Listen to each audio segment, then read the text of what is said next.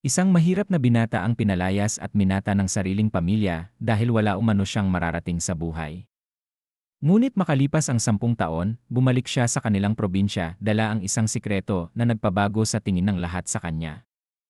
Ano kaya ang nangyari? Alamin natin sa kwentong ito. Lumaki si Mark sa isang simpleng pamilya sa Bicol.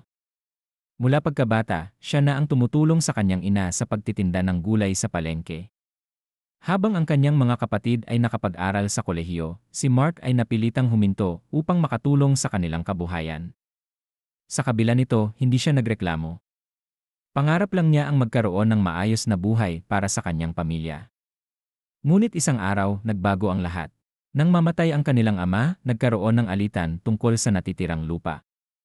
Dahil si Mark ang walang diploma at walang malaking trabaho, sinabi ng kanyang kuya, "Anong karapatan mong makihati?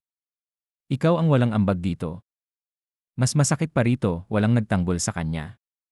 Kahit ang sarili niyang mga kapatid ay sumang-ayon. Sa araw ding iyon, umalis si Mark, dala lamang ang ilang damit at 500 piso sa bulsa. Nagtungo siya sa Maynila upang maghanap ng trabaho. Naranasan niyang matulog sa terminal. Naging construction worker. Naging kargador. Naging delivery rider. Maraming beses siyang sumuko. Pero mas matindi ang kagustuhan niyang patunayan na mali ang tingin sa kanya ng kanyang pamilya. Pagkalipas ng 10 taon, isang mamahaling sasakyan ang huminto sa kanilang baryo. Laking gulat ng mga residente nang makita si Mark na bumaba rito.